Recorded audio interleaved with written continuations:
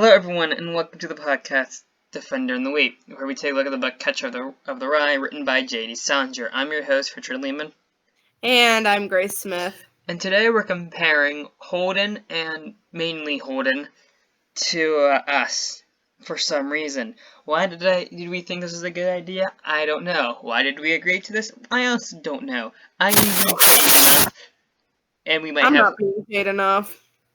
And we might have some technical issues on the way because yay virtual world, yay COVID, yay everything else in this place. This whole recording through Google Meet gives me PTSD. If we send the press, this is only the second time we tried to record this because I have no idea what I'm doing and buttons are a thing. Moving on. Let's start. Chapter 16, Grace, take it away. Chapter 16! Give me 1 second. You had 30 minutes earlier. Shut up. So Holden goes on a walk and thinks about the selflessness of the nuns. What's wrong with the nuns? What did the nuns do? That's a They selfishness. Never mind. Can't do anything fun. No, I'm kidding. No, they can't. No, they can't. Like, they can't go shopping. Like, they can't get married. They can't. Marriage. What else can't they? They can't have a family. They can't have children. They can't have money on them. Well, actually, that might be the only good thing to make it robbed. True. Okay, anyway. It's New York, everything's scary. Holden goes to Broadway and buys the record Little Shirley Beans. It's meant for children, but it sounds raunchy, not cute. He buys it for Phoebe. He's cheered up by the innocence the song description gives. Good for him. If possible, do you think he's trying to hold on to any of his innocence? Your audio just cut. What? What? Do you think it's possible he's trying to hold on to any of his what remains of his innocence? Oh yeah, that's possible. Yeah. So Holden does his once an episode habit of calling Jane, but hangs up hangs up. But this time, it's right before her mom answers, which that would have been a fun conversation, wouldn't it? Hey, yeah, I'd like to take your daughter out again. What, the one that you hurt last time? Maybe. Am I wrong? No, that's with Jane, not the ex. Anyway. There's too many people in this book. He talks to too many people. He flirts with too many people. There's too many people who dated Holden / went on a date with him or whatever. For reference, Jane's a childhood friend that he almost made out with. Yeah. Anyway, so then Holden buys the ticket for his date with Sally for a play called I Know My Love. If only it was a musical, that'd be way more fun. No, it's not making a musical. It does. To be fair, that is also a song. Oh, yeah, that's true. Yeah. And Holden wants to see Phoebe as well, so he goes to Central Park because she loves going there, and a girl that knows Phoebe says that they're on a field trip to Natural History Museum. But that actually happened a couple of days ago, so Holden turns around and goes, hey, that happened a couple days ago. The only reason why he knows this is because he went to the same school as Phoebe. Obviously. Yeah, and then, Holden then points out that every time he goes to the Natural History Museum, he feels like he changes a lot, but the museum always stays the same. It's like history. You can always change, but, history will... No, that can't even be true. Because history can sometimes kind of change. Anyway, any comparisons with you and Holden? In this chapter, at least, we'll get to. Not in this chapter. Yeah. What about you? Minus is like addiction to Broadway. I think it's nice. That's true. Broadway's amazing. Which Broadway are you talking about? Broadway Nashville or Broadway New York? That's the big question. Broadway, New York. What? Why would we talk about Broadway, Nashville? No. Some people act surprised when they find out wait, there's a Broadway in Nashville. I'm not joking, rather. That's kind of sad. Anyway, Richard, start talking about chapter 17. What if I refused? Then I'll talk about it. No, which I really don't want to do. That's a scary thought. Holden meets Sally at the hotel, and then they go to watch their play. Holden, funnily enough, thinks the actors are snobby, like the piano guy he met at the bar a few chapters ago. What the real snob? But yeah, Holden... You can't hate the world. But all in all, with his date with Sally, things are going well. He's after the play, they go out ice skating. It's going great. They're having a great time. All is great in the world. Until he begins ranting about all the phonies in the world. I don't think that's something you'd want to rant about while on a date. Do you want to test that theory? I'd rather not. This ranting then goes to him screaming all over the place. And this then internalizes into him yelling at Sally, which Sally, rightfully so, has something of a mental breakdown. I mean, I guess that would make sense. The person that you're going out with, who's your ex, who seems to be getting better, at least in her eyes, doesn't go too well. Did you still like them beforehand, before this happened? Yeah, I don't know. I mean, probably because she still agreed to go on the date. True. Holden has enough of his own problems, apparently, and leaves without the poor girl he brought. Kind of feel bad for Sally, honestly. Hope she has money for a taxi or something. At least he didn't pay her not to sleep with him. That's the only plus we can give. I mean, you're not wrong on that one. Grant, Sally isn't also a prostitute, so I don't think she needs to be paid. Comparisons between me and Holden, anger management's a big thing. I also have a temper, too. Yeah, actually, you do. We both have tempers. What are you talking about? And I'm insanely competitive. Maybe that's why my family doesn't like playing board games with me. I've been getting better, I promise. But, like, I was playing Mario Kart with my friends earlier today. And I was getting real heated. And then I started saying, it's like, I revoke your 18th Amendment. Right? And, Wait, your 18th Amendment. Wait, tell me, your 18th Amendment, you mean the one that prohibits alcohol? That got repealed. We got repealed and then added another amendment to repeal that amendment. Yeah. Okay. I knew that. I knew it was that amendment. Okay. Like I knew it. That's a horrible insult for starters. But no, because it was funny. Keep telling yourself that. Like, I mean, I thought it was funny, but that's just me. Okay, to be fair, you also haven't led someone having a mental breakdown that we know of. What? At least you didn't give someone a mental breakdown that we know of. Yeah, that's true. Yet. Go either way, depending on the day.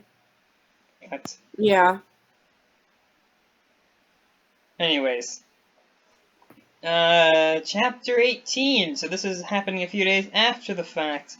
This guy... No, I thought this was the same day. Yeah, this happens after the, miserable date. Listen, that's Holden's fault that happened. Yeah, never said it wasn't. Anyway, chapter 18! Woo! Yay! Took us 5 years. Holden goes to a drugstore to get a Swiss cheese sandwich, and malted milk. Malted milk, for anyone who doesn't know, is basically just powdered Powdered. milk. Maybe a Gross. few other things that's meant for baking. Malt is basically just some grain. So imagine It's not powdered milk that's used for baking, effectively. I think I already said that. Who cares? gross. You should have some. I'll get you some. You can taste test it. And then your No. actions will determine Yeah, if that's I have actually some. our next episode, taste testing malted milk. No, we're not. No. How much is malted milk? Time out. Let's just do a quick... Why do we need to know this? Because I want to know this. I am now interested. Malted milk. No, you are more. not buying malted milk. Amazon. Oh my gosh. Was it actually on Amazon? Hey, it's on Amazon! What isn't on Amazon? It's $17. Look at that. It's $17. That's The most ridiculous. expensive is $40. Oh, they also have chocolate malted milk. Oh god. We should buy some, give it to, Actually, no. Chocolate malted milk actually is just regular, like, We should- friggin' quick, we sh- like, yeah. We should buy her some of the Manipelli, the, regular stuff, like the regular type, and give it to her as our, as on the last day. I mean, yeah, might as well. No, I'm not that mean. You are. I am not. That's not true. Uh-huh. Shut up. You're way meaner than me. And one proof.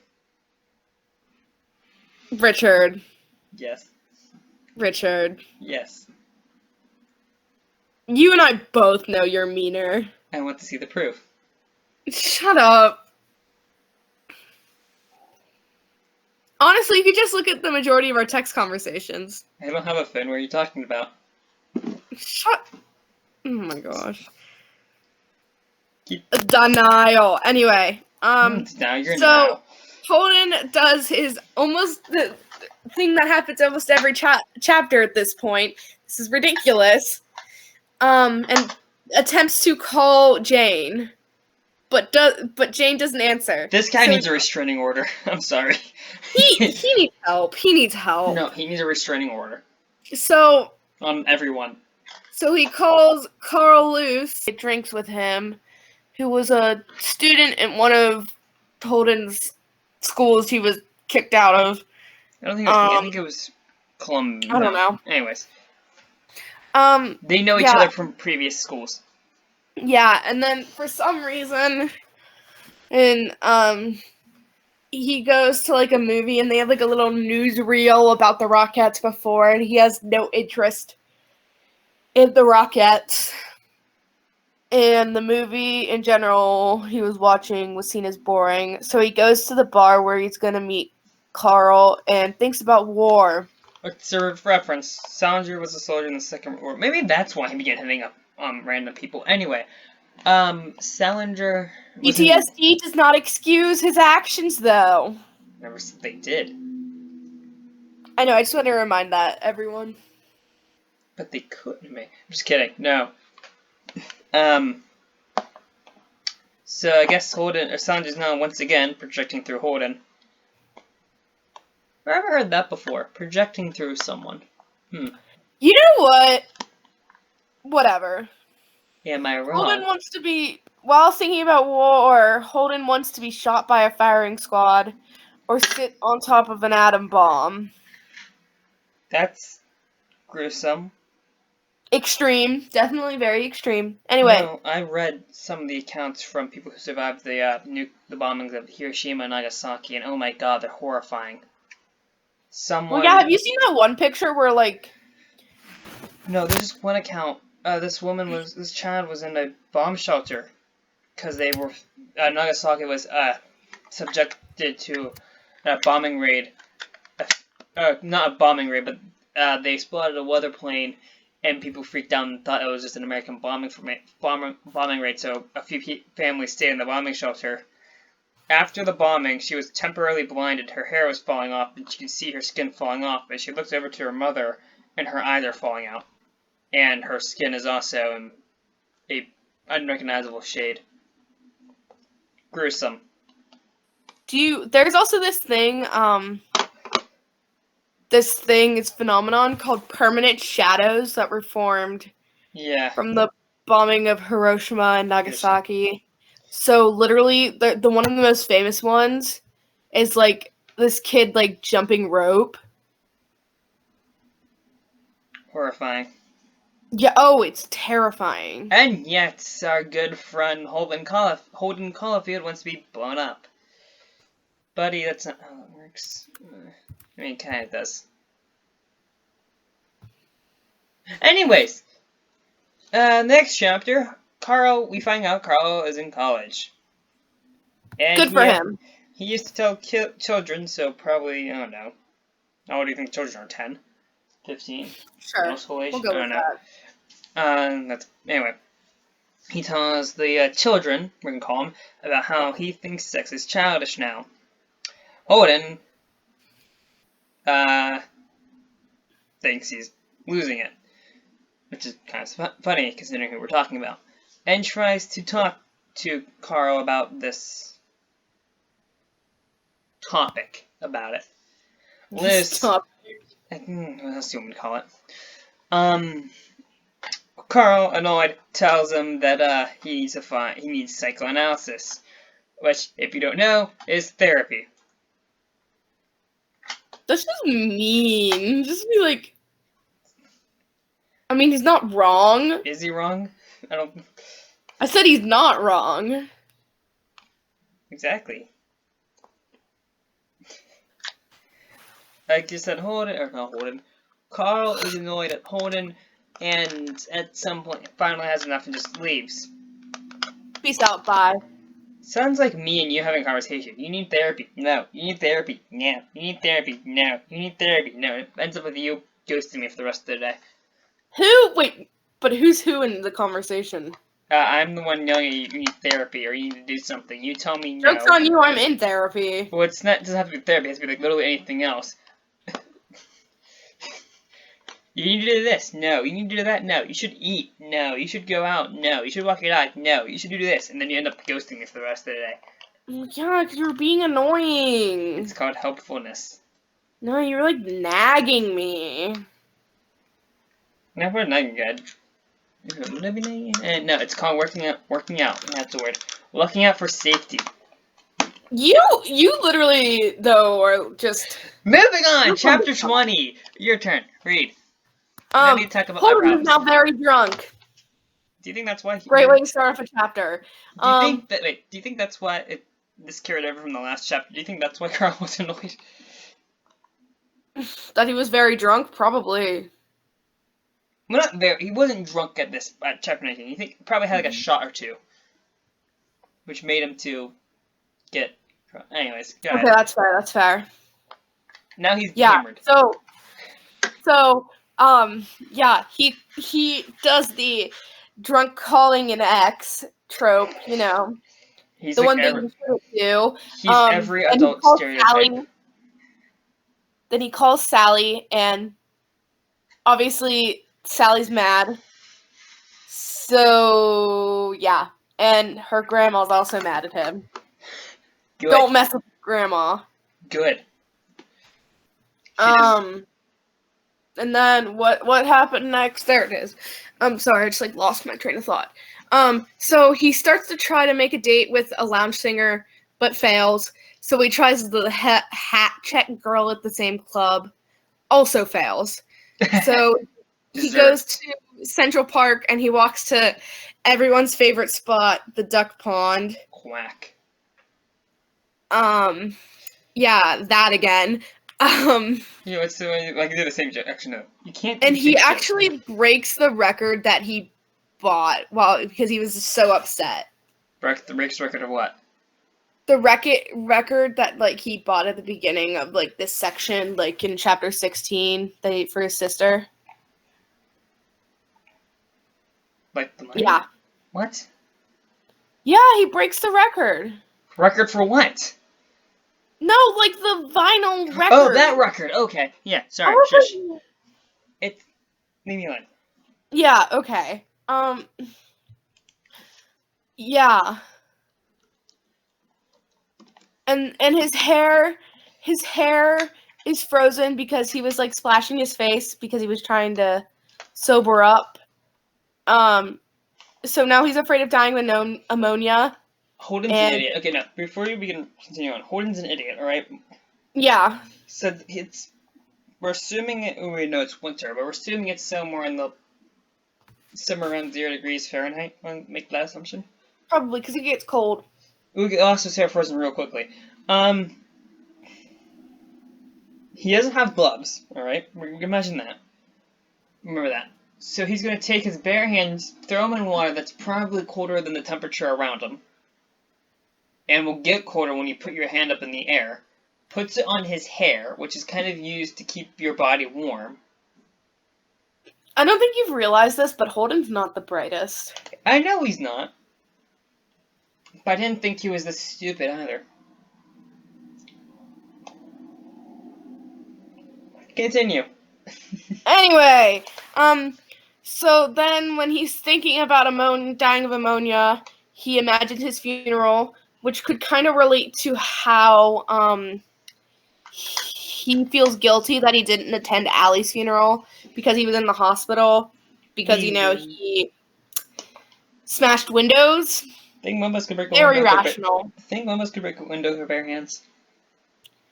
What? Think one of us could break a window with our bare hands. No. You might. What do you mean I might? I don't know, if you get angry enough. Well, the same can be said for you. True. If you're angry enough, you'd do some pretty stupid stuff. Okay, yeah, I'll give you that. Anyway, yeah. So I guess he has that guilt feeling, and so he wants to see Phoebe. So he risks going home and having to deal with his parents. And he begins to walk home. Good for him. Will we get yelled at? Probably. Is there a manhunt going on at Pensy? Probably. Will Phoebe be happy? Or Phoebe be happy? Who knows? Hopefully. It'd be funny if he comes back to his house. And Phoebe just hates him. No, like, actually, yes. Like, the family, like, acts like he's dead to the family. That'd be really funny, but What would also be fun? No, here's how I see this playing out. He goes, Pensy obviously is probably aware at this point they were missing a student, right? They have to be. No, they knew he was kicked out. Like, they kicked him out. Yeah, he wasn't scheduled to leave. Or was he scheduled? Oh, yeah, he, like, left a couple days early, didn't he? Yeah. Pensy would either, No, okay, let's just say that Pensy's on lockdown. Like, they realized, oh, shoot, we lost a student. Oh, no. So let's just imagine they've called, I don't think they'd really care that much.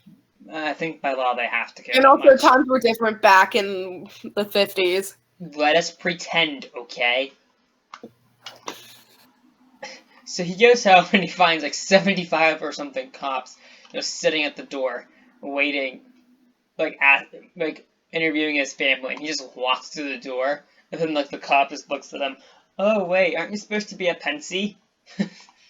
You're not supposed to leave yet, bud.